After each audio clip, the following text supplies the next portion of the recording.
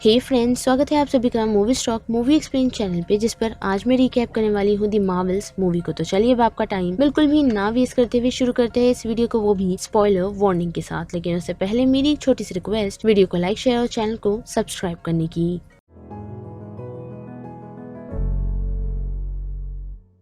Film की शुरुआत हमें हाला प्लेनेट की एक क्री सोल्जर से दिखाई जाती है, जो पहले तो एक क्री सोल्जर हुआ करती थी, लेकिन जब कैप्टन मार्वल ने उनकी हाला प्लेनेट को बर्बाद किया, उसके बाद से ही ये क्री उनकी लीडर बन चुकी है, जिसका नाम डार्विन है। और उसने ये शपथ ली है कि वो अपने प्लेनेट को एनी हाउ रीस्टोर कर रहेगी। और उसी शपथ के कारण वो अपनी टीम के साथ मिल एक चीज को ढूंढ रही थी, जिसे ढूंढने में वो फाइनली कामयाब होती है। और वो चीज और कुछ नहीं बल्कि मिस मार्वल जैसी एक बैंगल है, जिसे पाते ही डार्विन उस बैंगल को इस्तेमाल करती है। और हम देख पाते हैं कि उस बैंगल के अंदर काफी ज्यादा कॉस्मिक पावर है, जिसकी मदद से वो स्पेस में एक पोर्टल यानी कि एक वर्म होल ओपन करती है। और उसकी मदद से वो एक प्लेनेट पर चली जाती है, जिस प्लेनेट का नाम टार्नेक्स है। और वहाँ पर काफी सारी स्क्रल्स रेफ्यूजी बनकर बसे हुए हैं। साथ ही डार्विन की उस कॉस्मिक पावर का इस्तेमाल करने के कारण निक फ्यूरी की टीम ने स्पेस में अजीब सी रीडिंग्स को नोटिस किया है, जिसे उन लोगों ने चेक करने का डिसाइड तो किया, लेकिन उन्हें कुछ समझ नहीं आ रहा। जिस कारण निक फ्यूरी कैरल को कॉल करता है, यानी कि कैप्टन मार्वल को,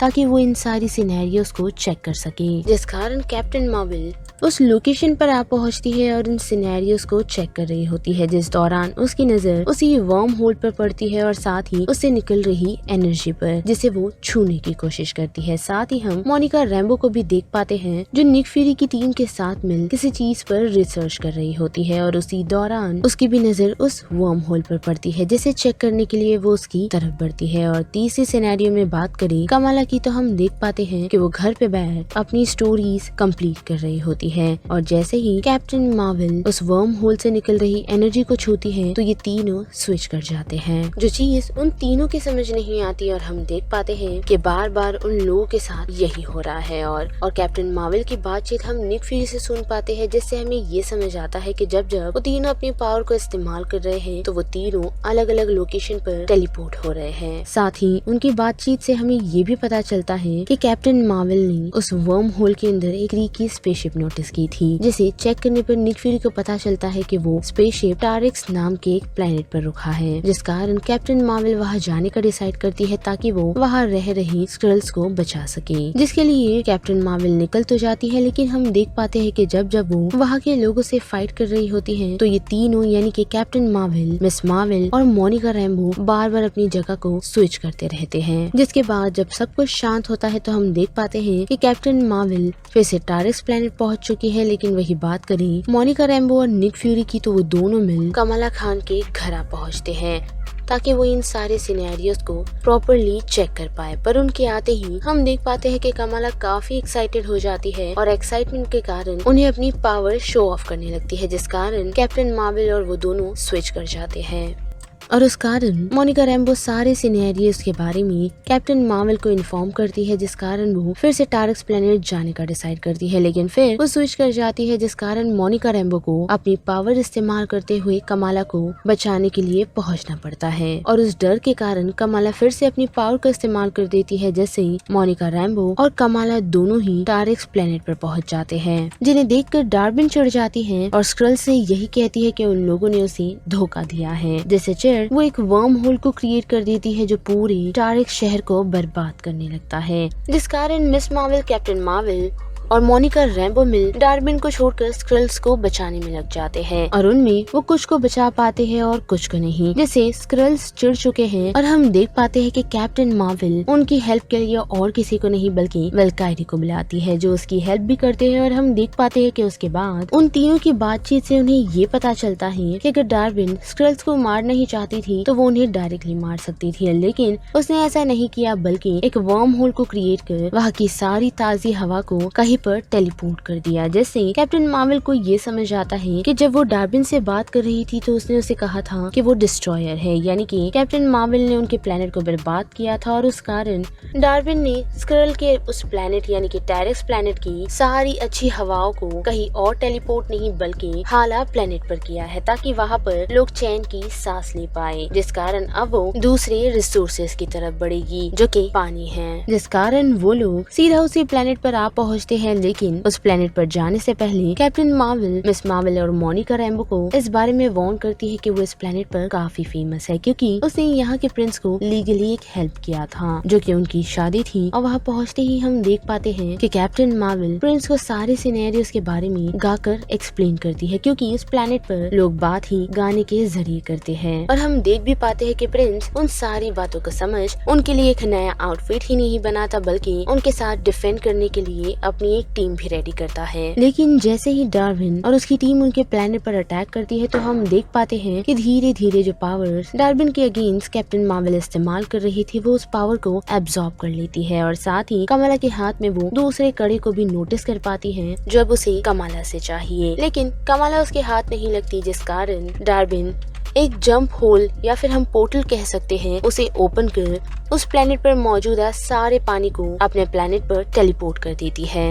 और वहां से अपनी टीम को लेकर निकलती है। जिसके साथ साथ हम देख पाते हैं कि कैप्टन मार्वल भी अपने साथियों को लेकर उस प्लेनेट से निकल चुकी है और उसे ये बात समझ आई है कि डार्विन उसी प्लेनेट को अपना टारगेट बना रही है जिससे कैप्टन मार्वल कनेक्टेड है। यानी कि डार्विन ने अभी तक हवा और पानी को हासिल तो कर लिया है, लेकिन उसे अब रोशनी की जरूरत है, यानी कि सूरज की, जिसे वो और कहीं से नहीं बल्कि कैप्टन मार्वल से जुड़े हुए तीसरे प्लेनेट से लेगी जो और कोई नहीं बल्कि अर्थ है। जिस कारण वो तीनों मिल सोलर सिस्टम को प्रोटेक्ट करने के लिए निकल तो पड़ते हैं, लेकिन उसी दौरान निक फ्यूरी उनसे कनेक्ट करता है और उन्हें बताता है कि उनके शिप में कोई खराबी आ गई है, जिस कारण उन तीनों को उनकी हेल्प के लिए आना होगा ताकि स्टेशन पे मौजूद सभी लोगों को वो सेफली अर्थ तक पहुंचा सके। पर यहाँ दिक्कत ये है कि उनके पास ज्यादा एस्केप पॉड नहीं, क्योंकि स्पेसशिप में ही खराबी आई है, जिस कारण उनके कुछ एस्केप पॉड भी काम नहीं कर रहे। पर उसी दौरान हम देख पाते हैं कि गूज ने यानी कि कैप्टन मार्वल की कैट ने काफी सारे बच्चों को जन्म दिया है जिनकी हेल्प निक फ्यूरी लेने का डिसाइड करता है, वो भी उस स्टेशन पर मौजूदा सभी लोगों को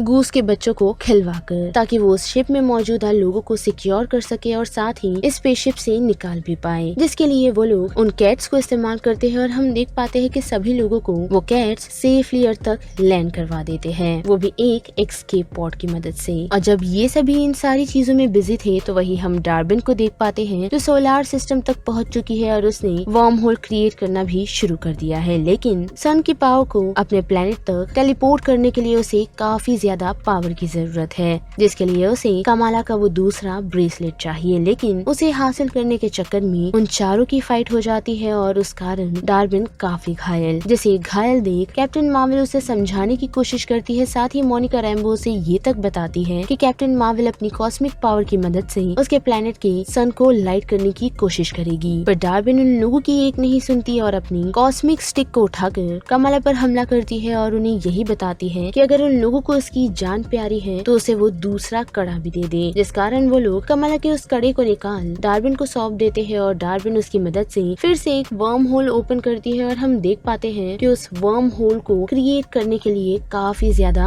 एनर्जी निकलती है, जिस एनर्जी को डार्विन झेल नहीं पाती और ब्लास्ट हो जाती है। जिसके बाद क्या वो दोनों बैंगल्स वही रह जाती है जिसे और किसी ने नहीं बल्कि कमला ने हासिल किया है। पर उसी के साथ वो तीनों ये नोटिस कर पाते हैं कि जो पोर्टल यानी कि जो वर्म होल डार्विन क्रिएट कर रही थी वो कोई वर्म होल नहीं बल्कि एक दूसरे डायमेंशन का डोर ओपन हो चुका है, जिसे बंद करने के लिए मोनिका रैम्बो उन लोगों को ये सुझाव देती है कि वो दोनों यानी कि कैप्टन मार्वल और मिस मार्वल अपनी कॉस्मिक पावर को उस पर इस्तेमाल करे, जिससे उसमें भी पावर जनरेट होगी और उसकी मदद से वो उस पोर्टल को बंद कर पाएगी। और हम देख पाते हैं कि उनका ये सुझाव काम कर जाता है और मोनिका रैम्बो अपनी पावर्स की मदद से उस पोर्टल को बंद तो कर पाती है लेकिन वहाँ से निकल नहीं पाती, जिसे बचाने की कोशिश कैप्टन मार्वल करती तो है लेकिन अनफॉर्चुनेटली वो उसे नहीं बचा पाती और मोनिका रैम्बो दूसरे डायमेंशन में रह जाती है। जिसके बाद के हम देख पाते हैं कि कमाला अर्थ पर लौट आई है और उसने फ्यूरी को इसकी इन्फॉर्मेशन दी है। साथ ही वो बताती है कि कैप्टन मार्वल हाला प्लेनेट पर गई है और हम देख पाते हैं कि वो हाला प्लेनेट पर जाकर सन को रीजनरेट करती है यानी कि उसे रीग्लो करती है, जिससे हाला प्लेनेट फिर से जी उठता है। और फिल्म के एंड होते होते हम देख पाते हैं कि कैप्टन मार्वल ने मिस मार्वल और उसकी फैमिली को मोनिका रैम्बो के घर शिफ्ट कर दिया है, क्योंकि जैसा कि हमने देखा ही कि कमाला का पूरा घर बर्बाद हो चुका था। जिसके साथ साथ फिल्म के पोस्ट क्रेडिट सीन में हम देख पाते हैं कि कमाला की मुलाकात केट बिशप से होती है, जिसके पास पहुंच वो उसे अपनी टीम में इनवाइट करती है। हालांकि वो अभी अकेली है, लेकिन उसने और भी लोगों को अपनी टीम में इनविटेशन दिया हुआ है ताकि वो उनकी एक टीम बना सके। यानी कि सिंपली मार्वल यहाँ पर यंग एवेंजर की टीम को सेटअप कर रहा है। जिसके बाद एक और पोस्ट क्रेडिट सीन की बात करें तो हम देख पाते हैं कि मोनिका रैम्बो की आँख खुल चुकी है और उसके सामने और कोई नहीं बल्कि उसकी मॉम है, यानी कि